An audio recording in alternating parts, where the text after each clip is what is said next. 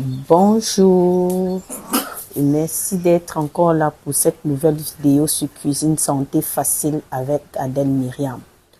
Aujourd'hui, je vais vous montrer comment j'apprête les légumes, ces légumes. D'abord ces légumes et comment je fais pour les cuisiner. Premièrement, ces légumes s'appellent, on les appelle les feuilles de melon.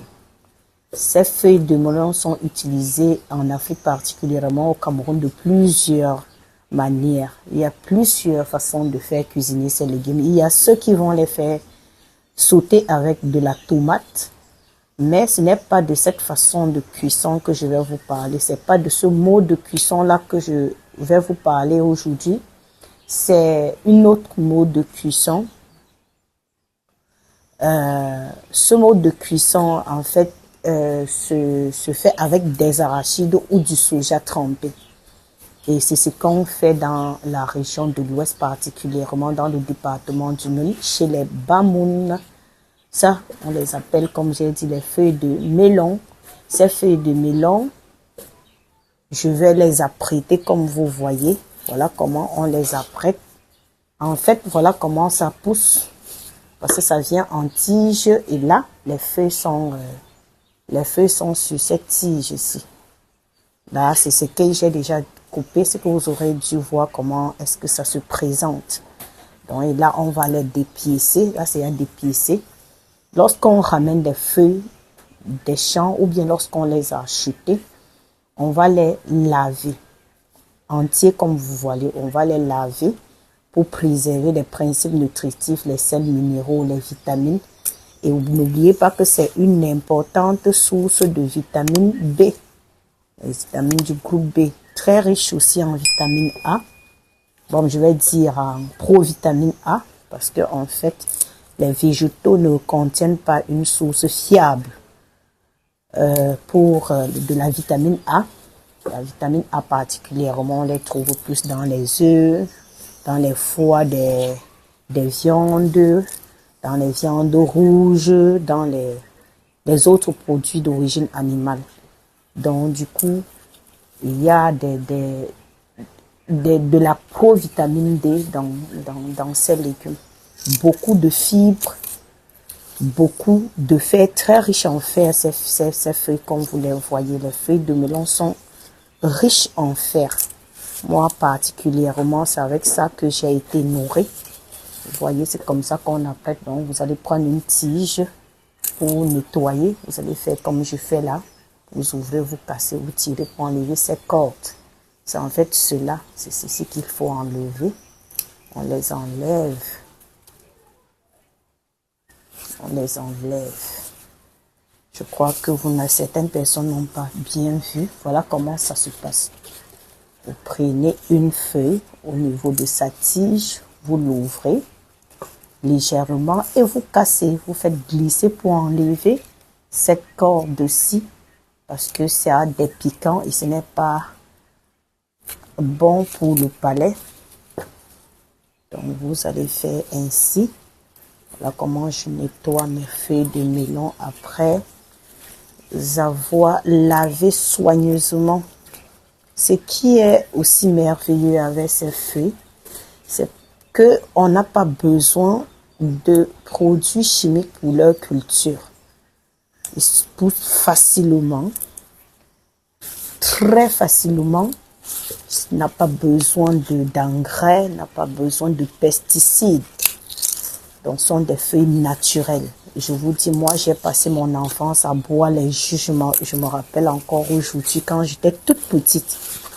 Tellement j'étais malade, comme on m'a dit que on avait prescrit, dont les légumes faisaient partie des médicaments. C'est comme ça que je vais appeler parce que maman ne pouvait pas passer une journée sans me donner soit des jus de légumes, soit cuisiner des légumes pour moi. Et ces légumes particulièrement, quand on les apprêtait, puisque maman les plantait toujours, c'était toujours à côté de là, presque toute la saison, même en saison sèche, parce qu'on les arrosait. Donc maman faisait bouillir, dès qu'on finit, on fait bouillir, avant même de mettre les arachides, comme on va voir dans la suite des autres vidéos. avant de faire sous forme de doulet camerounais, parce que c'est comme ça qu'on réalise les feuilles de melon chez les Bamoun à l'ouest de Cameroun. On va me faire boire d'abord le jus de ces légumes.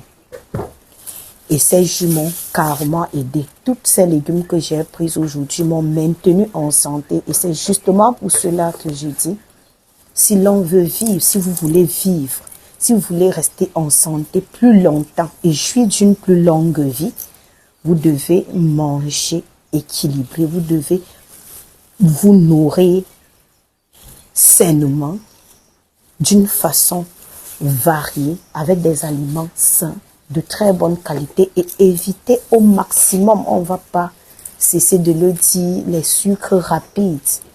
Évitez au maximum de prendre des sucres rapides parce que ces sucres rapides sont très, mais très néfastes pour notre organisme.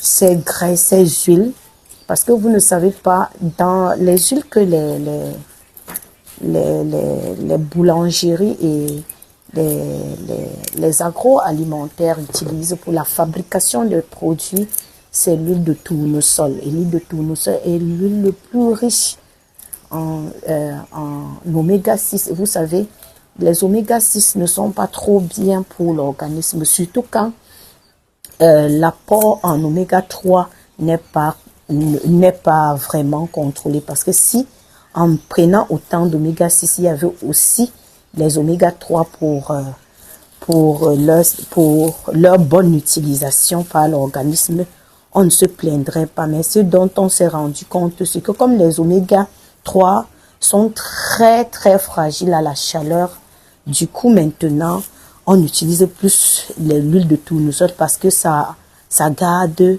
la consistance, son parfum, et c'est bien pour ces produits-là. Donc moi, comme je vous disais, c'est avec ça que j'ai été nourrie, et je vous dis, j'ai passé des années sans être malade, sans être hospitalisée, sans passer à l'hôpital. Et ça, je suis sûre que c'est grâce à ce mode d'alimentation, de nutrition que maman m'avait donné, que j'ai pu garder cet état de santé plus longtemps, parce que ça fait presque 20 ans que je n'ai pas pris de perfusion. Vous allez vous demander comment ça se fait, je ne sais pas.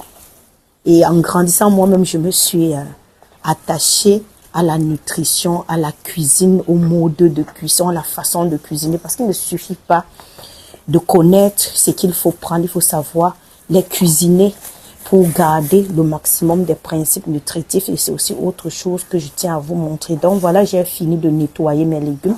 Je vais les couper. Vous pouvez les couper plus grossièrement ou plus finement.